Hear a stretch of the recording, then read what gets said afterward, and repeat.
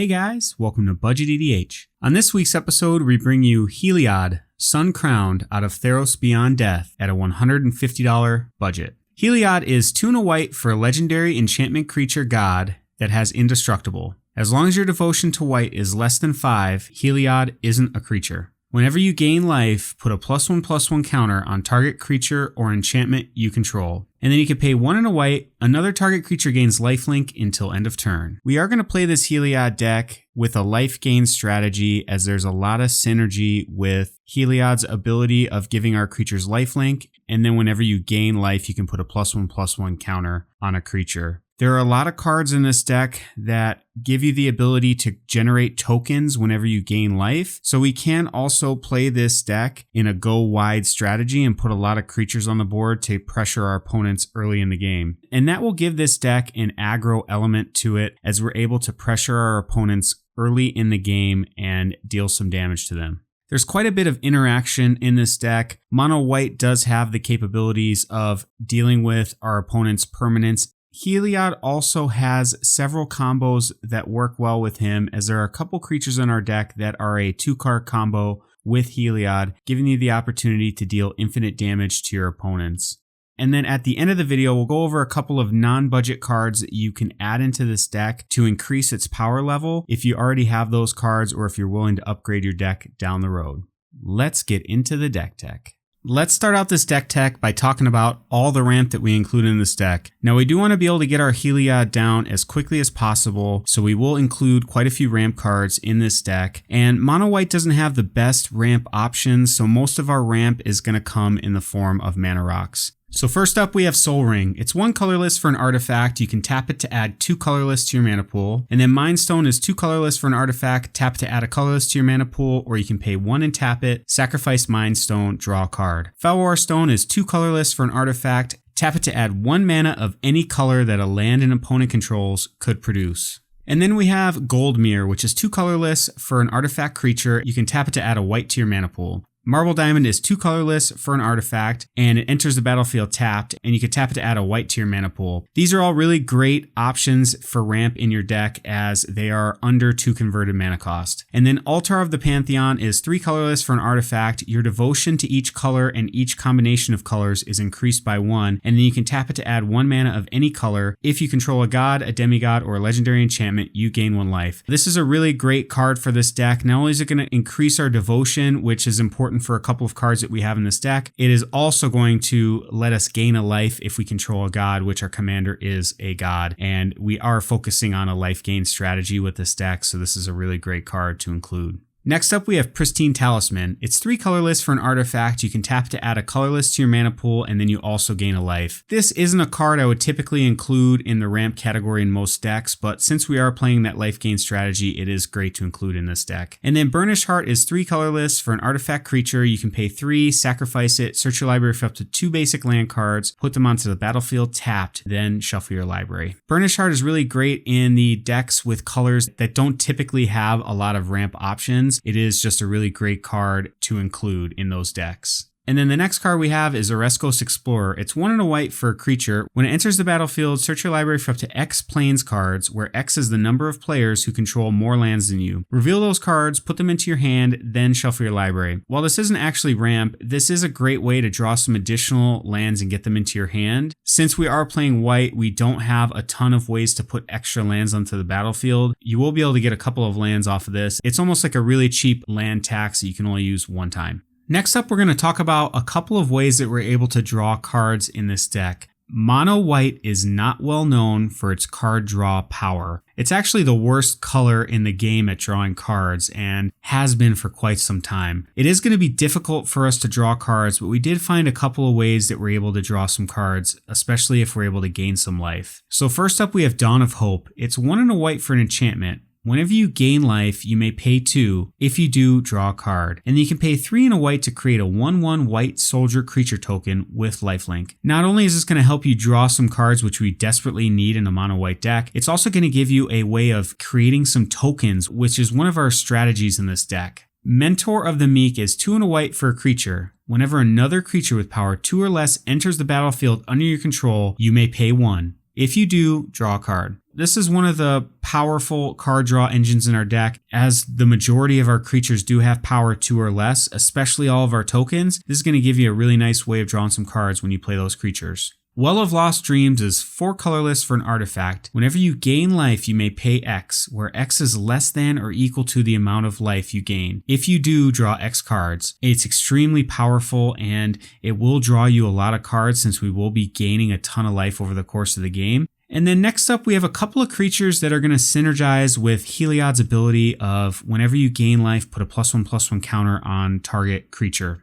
And the first one is Mindless Automaton. It's 4 colorless for a creature. It enters the battlefield with 2 +1/+1 counters on it. And you can pay 1 and discard a card, put a +1/+1 counter on Mindless Automaton. And then you can remove 2 +1/+1 counters from it to draw a card. If you're able to gain a lot of life with the Soul Sister on the battlefield or whatnot, and your Heliod's out on the battlefield, you can put all those +1/+1 counters on Mindless Automaton and then remove them to draw some cards, making this a really powerful draw engine. Etched Oracle is a similar card that costs 4 and it has Sunburst. It enters the battlefield with a +1/+1 counter on it for each color of mana to cast it. This will only enter the battlefield with 1 +1/+1 counter since we are playing a monocolor deck. And you can pay 1 and remove 4 +1/+1 counters from Etched Oracle. Target player draws 3 cards. This is a really great rate on this card. It will take some time to get you those +1/+1 counters. As we gain life, we can put those +1/+1 counters on from Heliod on the Etched Oracle and then draw some cards with it. Next up, I want to talk about all the ways that we're able to gain life in this deck. And the first cards I want to talk about are the Soul Sisters. And these cards all have the ability that whenever a creature enters the battlefield, you gain a life. So first up, we have Soul Warden and Soul's Attendant. They have the ability that whenever another creature enters the battlefield, you gain a life. And one thing to note with these cards is it's whenever any creature enters the battlefield, not just your creatures, which makes them very powerful. These are going to gain you quite a bit of life over the course of the game as all of your opponents and yourself play creatures onto the battlefield. And a Johnny's Welcome is 1 white for an enchantment. Whenever a creature enters the battlefield under your control, you gain a life. So it's a little bit different. It only triggers off of creatures that you play and not your opponents.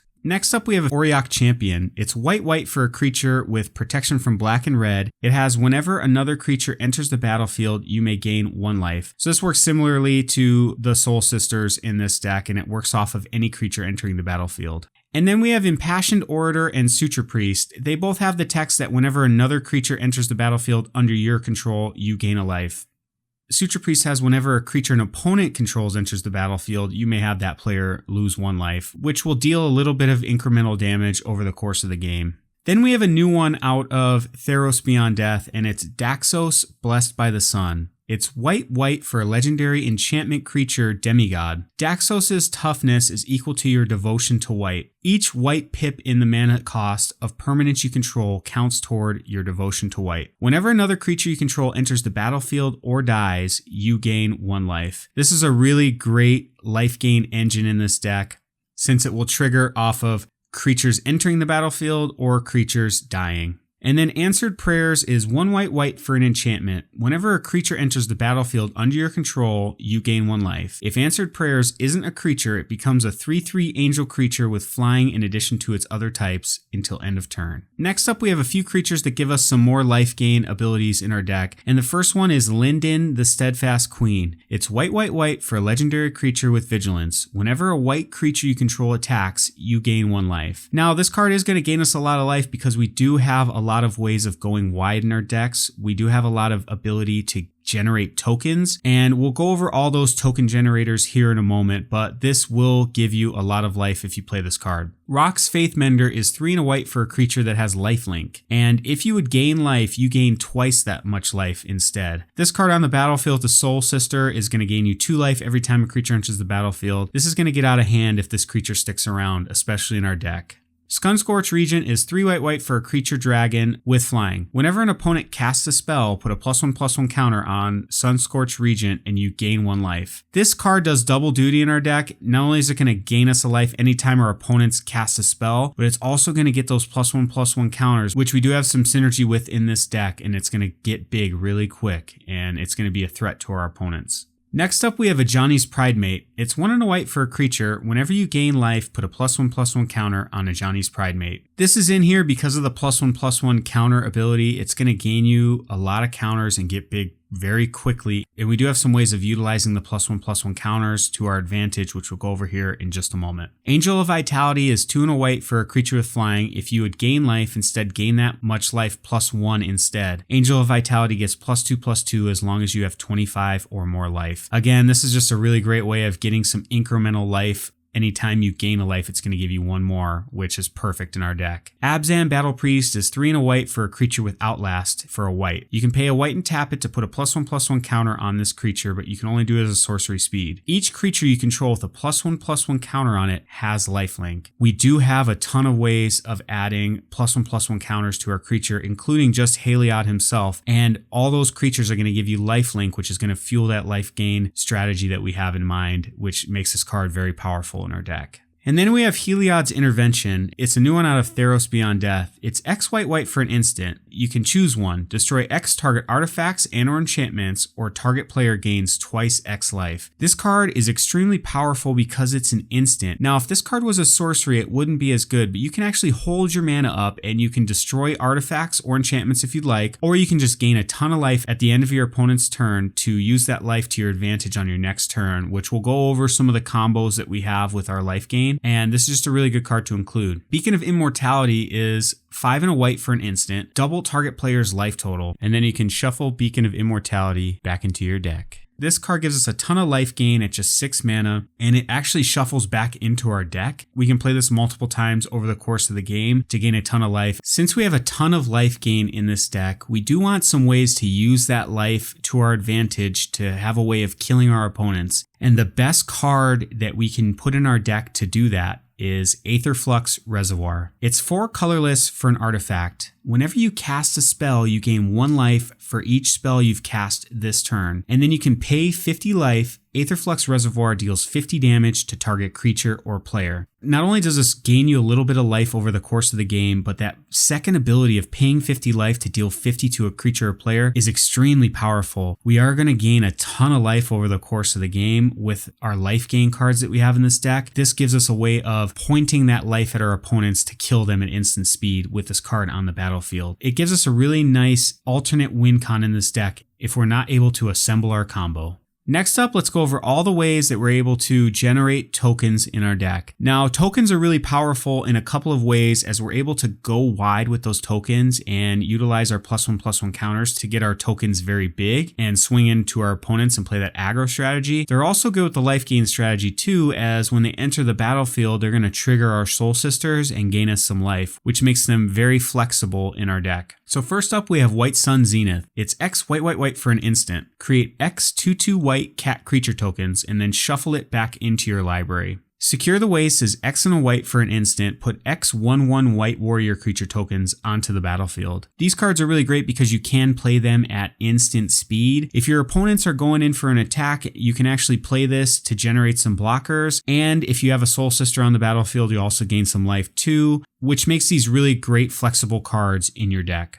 Finale of Glory is X white for a sorcery. Create X 2/2 white soldier creature tokens with vigilance. If X is 4 or more, also create X 4/4 white angel creature tokens with flying and vigilance. The downside with this card is that it is a sorcery, so you have to play this during your main phase. So your opponents are going to see these creatures on the battlefield and have a turn cycle to respond to them, which makes it a little tougher to pull off than the other 2 cards we talked about. Next up, we have Benevolent Offering. It's 3 and a white for an instant. Choose an opponent. You and that player each put 3 1/1 white creature tokens with flying onto the battlefield. And then you can choose an opponent. You gain 2 life for each creature you control, and that player gains 2 life for each creature he or she controls. Again, this is an instant, which makes this card very flexible, and you can choose different opponents for each of these abilities, which also makes it really nice. And you can play this as more of a political card and give your opponents some life if they're about to die, or give them some blockers if they need it. You can make this work out in your advantage and make some deals with your opponents. Luminarch Ascension is a very powerful enchantment that's 1 and a white. At the beginning of each opponent's end step, if you didn't lose life this turn, you may put a quest counter on Luminarch Ascension. And then you can pay 1 and a white, create a 4/4 white angel creature token with flying. Activate this ability only if Luminarch Ascension has 4 or more quest counters on it. And then Angelic Accord is 3 and a white for an enchantment. At the beginning of each end step, if you gain 4 or more life this turn, create a 4/4 white angel creature token with flying. We do have a lot of synergy in our deck with angels. These give you some cheap, efficient ways of making angel tokens in your deck to get wide and play that aggro strategy with Heliod. Next up, we have Lennon War Leader. It's 2 white for a creature. Whenever it attacks, create 2 1/1 white cat creature tokens with lifelink that are tapped and attacking. Having lifelink on those cats makes this card a great card to include, as it does help us generate tokens which we care about, and it also does give us a way of gaining life. Crested Sunmare is 3 white for a creature. Other horses you control have indestructible, and at the beginning of each end step, if you gain life this turn, create a 5/5 white horse creature token. We are going to gain a lot of life in this deck, and we do have abilities of gaining life on each of our opponent's turn. If they play a creature and we have one of our Soul Sisters out, this could potentially make you a horse on each of your opponent's turns as well. Next up, we have Legion's Landing. It's 1 white for a legendary enchantment. When it enters the battlefield, create a 1/1 white vampire creature token with lifelink. When you attack with 3 or more creatures, transform Legion's Landing. It's going to transform into Adanto the First Fort, which is a legendary land. And you can tap it to add a white to your mana pool, or you can pay 2 and a white to tap it to create a 1/1 white vampire creature token with lifelink. We do have a ton of tokens and low CMC creatures in our deck. We are going to be able to attack in with 3 creatures fairly easily to get this card flipped over and get us that really great token generator onto the battlefield. And then the next card I want to talk about is Oketra's Monument. It's 3 colorless for a legendary artifact. White creature spells you cast cost 1 less to cast, and whenever you cast a creature spell, create a 1/1 white warrior creature token with vigilance. This is a really great card. It's going to reduce all your white creature spells by 1, and then anytime you cast a creature, it's also going to give you a 1/1 token, which works perfectly in our deck. It's exactly the card that we're looking for. Regna the Redeemer is 5 and a white for a legendary creature angel. It has partner with Krav the Unredeemed, which we can't play in this deck because that is a black creature. Regna has flying, and at the beginning of each end step, if your team gain life this turn, create 2 1/1 white creature tokens. This is going to be an easy card to trigger and get those tokens, as we will gain life most turns in this deck. Next up, let's talk about all the interaction that we have in this deck. Now, we do have spell interaction and we do have some stacks elements as well, and we will talk about both of those. So first up, we have Swords to Plowshares. It's 1 white for an instant.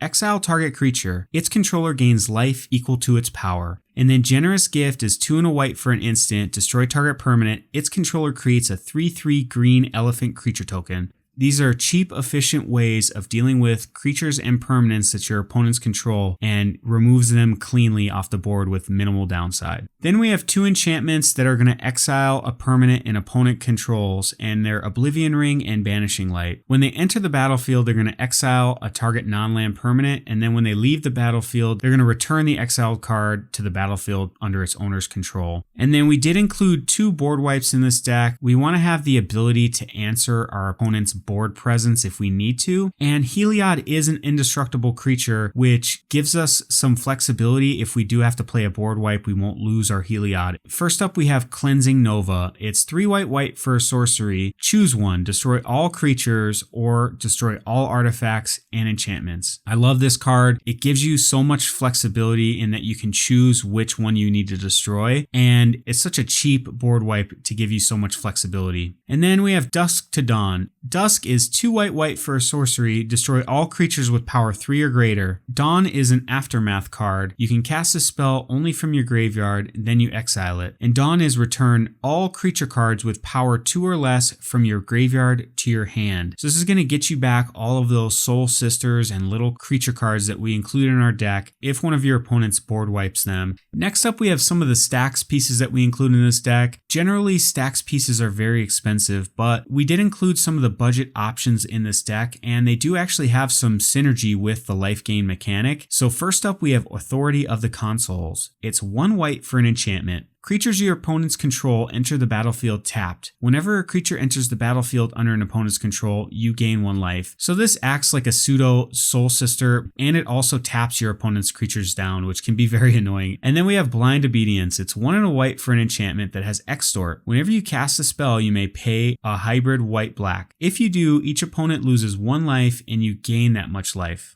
Artifacts and creatures your opponents control enter the battlefield tapped. The nice thing about this card is that extort mechanic on here. You can drain your opponents, gain a little bit of life, and you can use that to trigger all of your life gain cards in your deck. Next up, we have Aven Mind Sensor. It's 2 and a white for a creature with flash and flying. If an opponent would search a library, that player searches the top 4 cards of that library instead. This card can be very annoying to your opponents as they can go to search their library with a fetch land and then they can only search the top 4 cards of their library. And this only works against your opponents, so it doesn't affect you, which is really great. You can really get your opponents with this card if you have it in your hand and the mana available to play it. Next up, we have Thalia, Heretic Cathar. It's 2 and a white for a legendary creature with first strike. Creatures and non-basic lands your opponents control enter the battlefield tapped. These are all really great ways to slow your opponents down. Since we are playing more of a slow life gain strategy, we do want to slow the game down as much as possible. And these are just some cheap stacks pieces that we can include that give us some synergy with our deck. Next, let's talk about some of the utility cards that we include in this deck that synergize well with this deck. So first up, we have Ajani, Strength of the Pride. It's 2 white for a legendary planeswalker. You gain life equal to the number of creatures you control plus the number of planeswalkers you control. And then -2, create a 2/2 white cat soldier creature token named Ajani's Pridemate with, whenever you gain life, put a +1/+1 counter on Ajani's Pridemate. And then for its 0, if you have at least 15 more life than your starting life total, exile Ajani's Strength of the Pride in each artifact and creature your opponents control.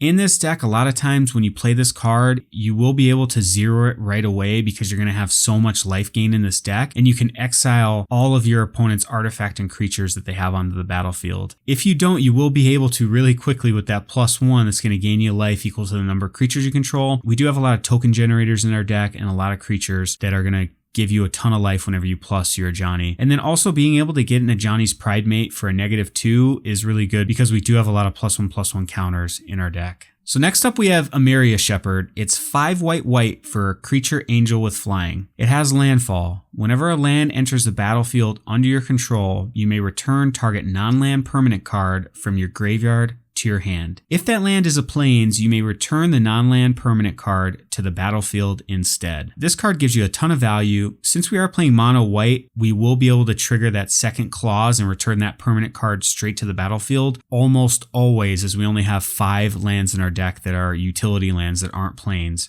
This is going to be able to get you back any non-land permanent card, put it straight onto the battlefield, and we don't have a lot of ways of getting our creatures and other permanents back from our graveyard, which makes this card a really great include to give us a little bit of protection. On a similar note, the next card I want to talk about is Sun Titan. It's 4 white for a creature giant with vigilance. Whenever it enters the battlefield or attacks, you may return target permanent card with converted mana cost 3 or less from your graveyard to the battlefield. Again, this is going to give us some much needed protection and some value to return some creatures and permanents from our graveyard to our hand. If our opponents are able to remove some of our Soul Sisters, we can get those back, or some of our enchantments that we include in this deck as well. It's just a really great card to include. It does have a lot of ways to combo with it, but we're not really utilizing it in that way in this deck. And then the next card I want to talk about is one that is actually an alternate win condition in our deck, and it's Felidar Sovereign. It's 4 white for a creature with vigilance and lifelink. At the beginning of your upkeep, if you have 40 or more life, you win the game. Now, more often than not, this card's just going to catch a removal spell, as your opponents are going to see this win coming and have a whole turn cycle to deal with it, but it is still a good card to include. You may get a win off of it every once in a while, and it also does draw some hate from your opponents, which they'll have to use a card to get rid of it. So first up, let's talk about the combo that we have in this deck with Heliod. Now there's 2 creatures that work really well with Heliod's ability, and the first one is Walking Ballista.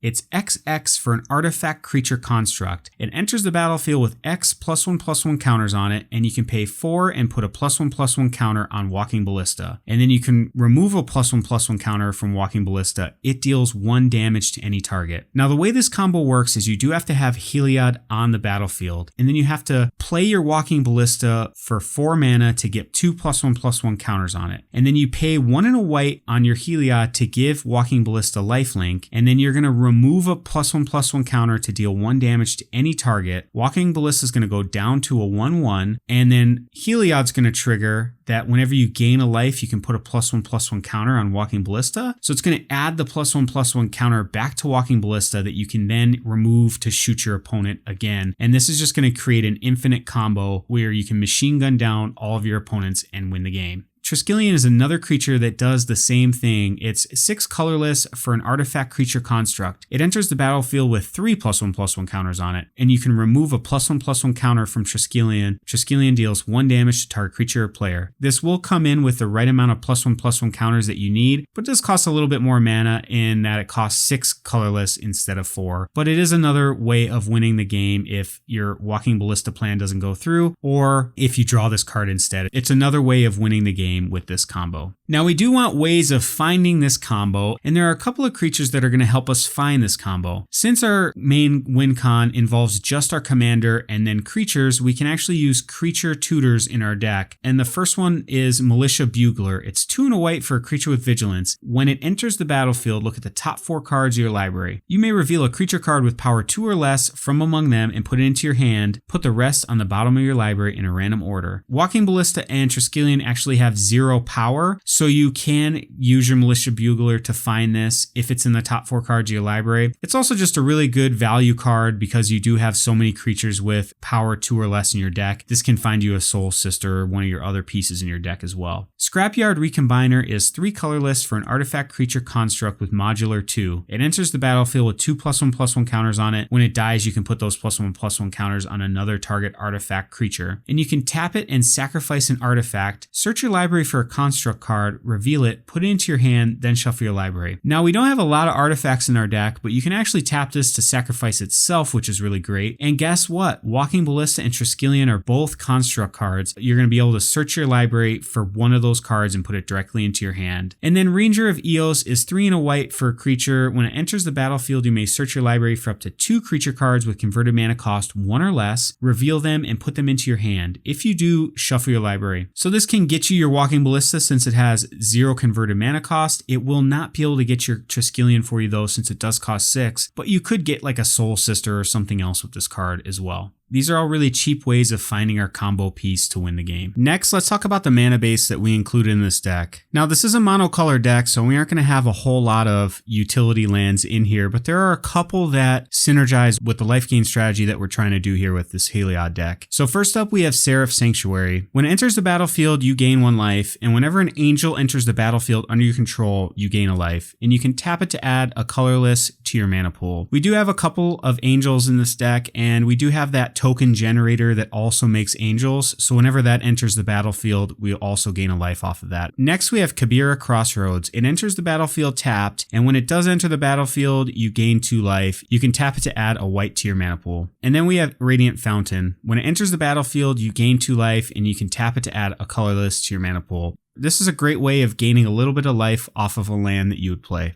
Next up, we have Blighted Steppe. You can tap it to add 1 to your mana pool, or you can pay 3 and a white, sacrifice it, you gain 2 life for each creature you control.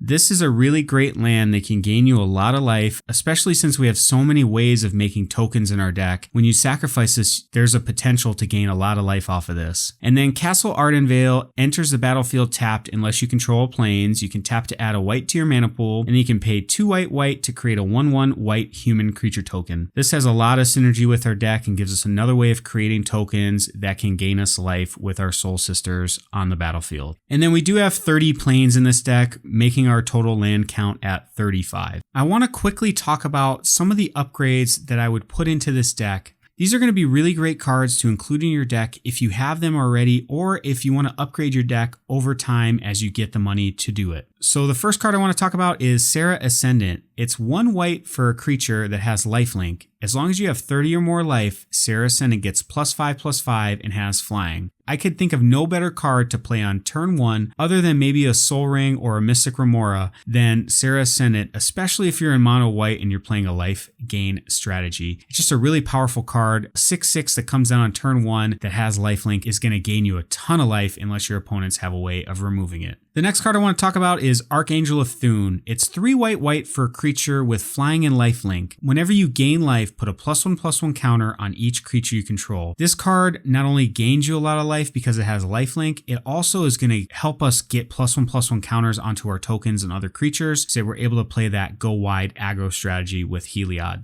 Next up is a card that I think should go in any mono white deck, and it's Land Tax. It's 1 white for an enchantment. At the beginning of your upkeep, if an opponent controls more lands than you, you may search your library for up to 3 basic land cards, reveal them, put them into your hand, then shuffle your library. This is a really great card to smooth out your hand and make sure that you're playing a land each turn. The next card I'm going to talk about is a card that I include in every single one of my white decks, and it's an extremely powerful card, and it's Smothering Tight. It's 3 and a white for an enchantment. Whenever an opponent draws a card, that player may pay 2. If the player doesn't, you may create a colorless treasure artifact token with tap, sacrifice this artifact, add 1 mana of any color to your mana pool. This card gives you a ton of ramp over the course of the game, as your opponents aren't going to want to pay that 2 colorless mana every time they draw a card. It's going to give you a ton of treasures, which you can use to ramp into some of your more powerful cards that you have in this deck. Next up, we have a couple of tutors that are going to help us find our walking ballista. And the first one is Ranger Captain of Els. It's 1 white for a creature. When it enters the battlefield, you may search your library for a creature card with converted mana cost 1 or less, reveal it, put it into your hand, then shuffle your library. It also has the ability that you can sacrifice it and your opponents can't cast non-creature spells this turn. So you can play this card to find your walking ballista, sacrifice it so that your opponents can't counter it, and then you can play your walking ballista with your Heliod on the battlefield and potentially win the game on the spot. Next up, we have Recruiter of the Guard.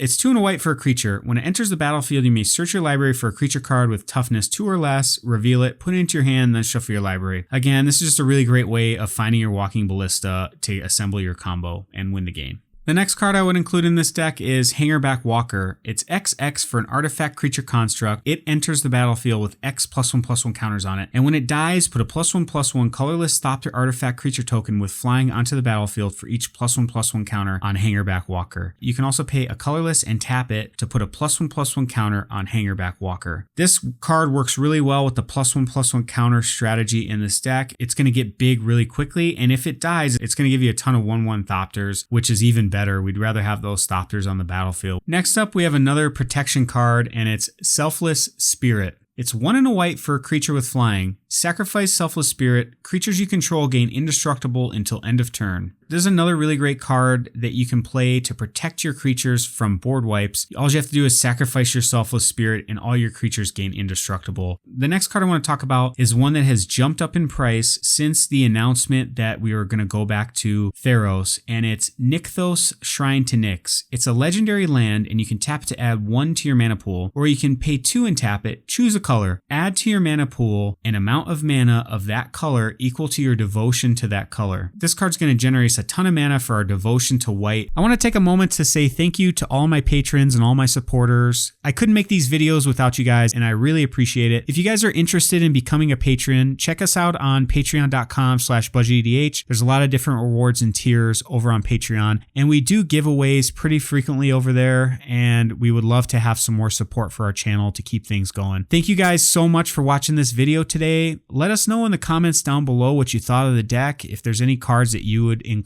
that maybe we missed, we'd love to hear from you guys. And let us know if there's any decks that you want to see in upcoming videos. We're always looking for new ideas on decks and content to make. We'll see you guys next time.